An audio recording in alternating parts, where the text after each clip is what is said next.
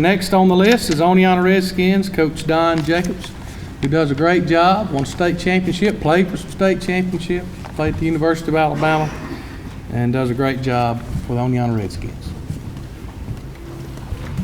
Thank you. Thank WCRL and Greg for this opportunity to showcase these young men and showcase these teams in the county and surrounding counties. I was looking around the room here earlier. I may be the oldest one here.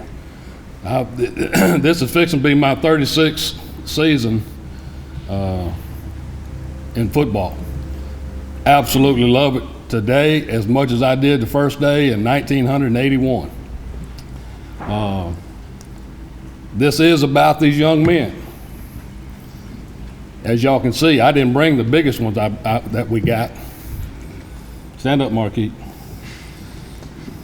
I call him Keat because I end up messing up his name more times than not. Marquette White plays corner and wide receiver. Ferris Phillips plays quarterback and safety. It's not the size of the dog, but the fight in the size of the dog. These two young men, y'all can have a seat. These two young men are here today because they are true leaders. They've been on this team for 4 years. Each year we vote on a leadership council comprised of your age group, your class group. They've been on it every year. Their teammates believe in them. And they've proven on the field that the reason that their teammates believe in them because they do make plays. Ferris is going to be a quarterback for the first time in his career. He's been a safety and a wideout. So it's going to be a new challenge for him, but we returning four offensive linemen. We're returning 4 offensive linemen to center, right tackle, left guard, and left tackle. Returning a tight end. So really there's 5 out of the 6 that we're returning. We have 5 returners on offense. We have 7 returners on defense. And if Ferris was to play defense, we'd have 8, but we're going to try to hold them off of defense until we figure out who the backup quarterback's going to be. We've got somebody lined up there, and we've got a freshman, a true freshman, that'll be backing him up as it looks right now as the number 3. But right now we're going to save Ferris until we got to have it the second half. Y'all want to speak now, or y'all want me to continue? All right, come on.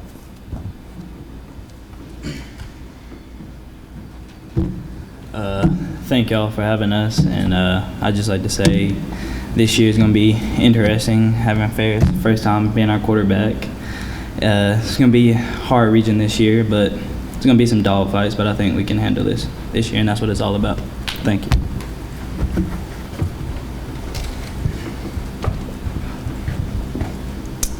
I want to thank y'all for having us. I want to thank Coach Jacobs for having us. It's an honor.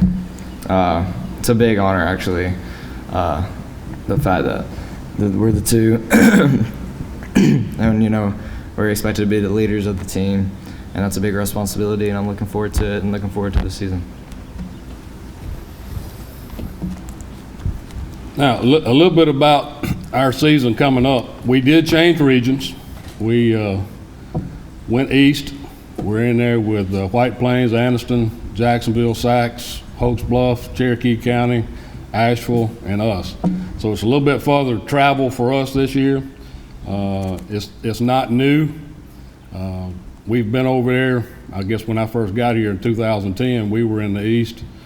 Of course, Cleveland County went to 5A, and Asheville was 3A when I got here. So it's kind of jumbled up, but basically we're playing 431 football, and on our way to 431. Anniston is Anniston. Sacs is still going to be Sacs. Jacksonville is going to be Jacksonville. We don't know much about Cherokee County, even though they have a quarterback that and a couple wideouts that we think are going to be outstanding. Don't know much about Hoax Bluff. Don't know much about White Plains, other than the fact they run the wing T. Asheville, I'm not real sure about them either, but we understand that our job is to win 4 ball games to make the playoffs. If you win 4 ball games, you're going to have an opportunity to go to the playoffs. And I say an opportunity. In 2010, when I got here, the team wasn't expected to be very good. We won 4 ball games, went in as a number 3 seed, and went to the second round of playoffs and got beat by 3 points. The next year, 2011, we went in as a 3 seed and played for it all. So it really doesn't matter where you end up. Make sure that you make the playoffs. The 2011 team caught fire week 9, and I know every one of these coaches in here hope and pray that you catch fire from day one. But sometimes it takes time, and for everything to gel, the chemistry, and you talk about chemistry. Chemistry is different every year. These 2 guys were good players for us last year, but they weren't the leaders. And we didn't have a very good season last year. Hopefully they learned some lessons from that, and they understand why. Some of it was because of injury, some of it was because of leadership, some of it was because of being uncoachable. Hopefully these guys have learned that lesson. What I've seen so far from this bunch, particularly these 2, we've got 39 kids, and matter of fact, I told Jerry Hood that we got 41. I went back and recounted. We got 39 kids, and we had 31 perfect attendance. And we work out at 6 in the morning, and we go from 6 to 10. Of course, 7-on-7 is involved in all that, but it's not a complete workout for 4 straight hours. I mean, there's breaks in there. But anyway, we had 31 kids that showed up every day. That's important. If they can get there, they've got a chance to be better. We will reward them by putting their names on the back of their jerseys, announcing them, making sure that they get recognition from the media guide, from the announcers at the ball games.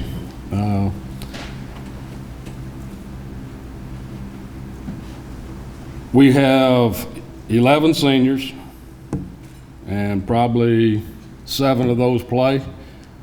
From a standpoint of they have a starting position. Hopefully the other 4 is going to be involved somewhere or another in special teams. We had 4 guys come out that's never played football that are seniors. And this is a great story. I asked this one kid, I said, why are you coming out your senior year? I mean, you've got nothing to fall back on.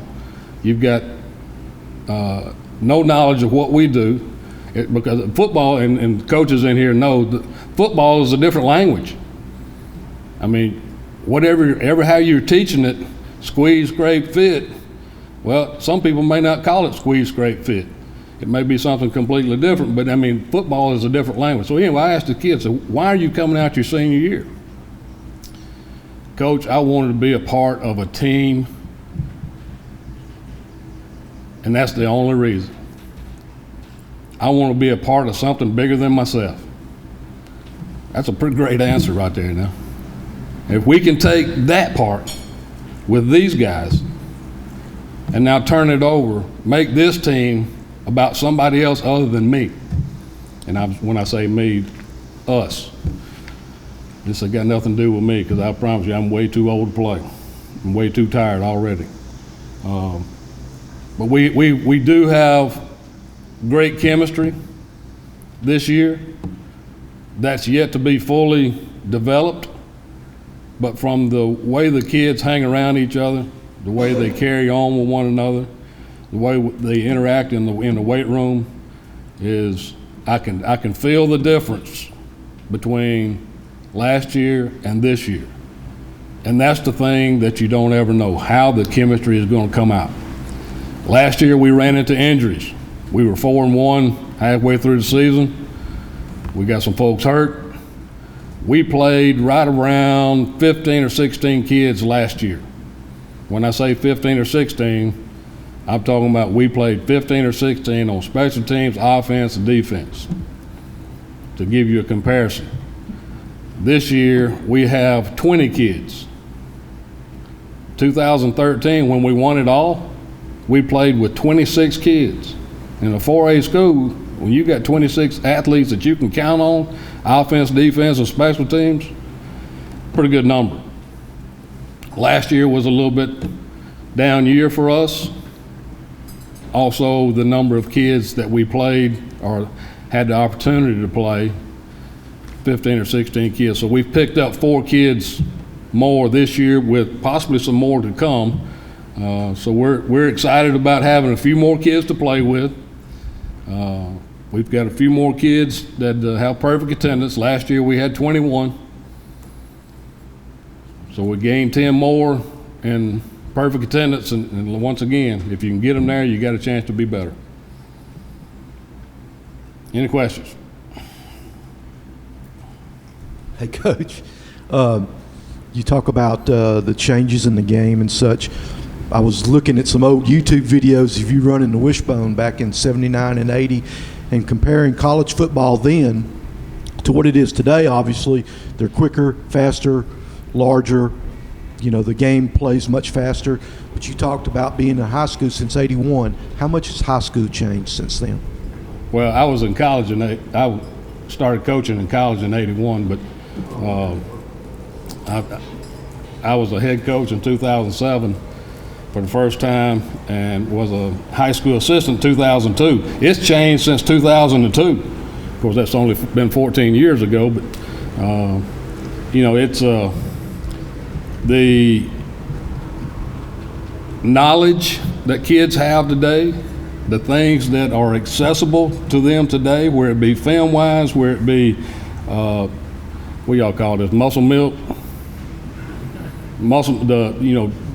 You're developing your body techniques. You know, most of us just went through this heads-up training thing that, you know, making better tackles with your head up and being safer and all that. I mean, just the overall technique, the schemes haven't changed. In the wishbone, you're riding the side. In the backfield shotgun, guess what? You're riding in the side. You're still reading somebody. You're still running basically the same plays. As opposed to a tall sweep, you're running a hand sweep.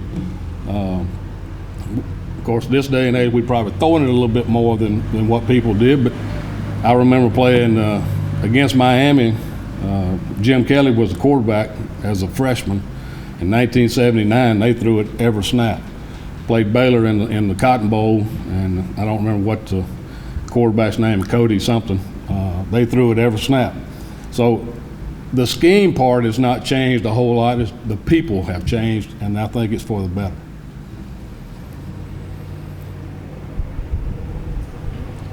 I don't want us to belabor this point of how old you are, Don, but you've been around the game for a long time. You mentioned, you know, the heads up and that sort of thing. What do you think Coach Bryant would think about the practice rules and the concussion guidelines these days? Well, I was telling some guy the other day, George Redding over at Fairview, we were doing the heads up thing, and it's 2:45 in the afternoon in Crampton Bowl, and it had just finished raining, and the sun popped out on AstroTurf, and I'm telling you, all us old coaches, it was just running off. It was dripping. I mean, you hold your arms out like this and you run off your pinky. Anyway, I was telling them, I said, you know, back in the old days, we lined up on the hash, trainers came down, you got one little old 8-ounce cup of water, and that's it. That was it for a 3-hour, 4-hour practice. Matter of fact, our practice schedule had 15 minutes NT, which means no time. That's based on that guy up there in that tower. NT, which is no time, and NT, which is no time. So, I mean, you never knew exactly what time you were going to get out of practice. But they have regulated things a little bit better. The hydration is better for the good. I guess some of y'all played back when they used to give you straight salt tablets with no water. swallow these things, boys, if you want them.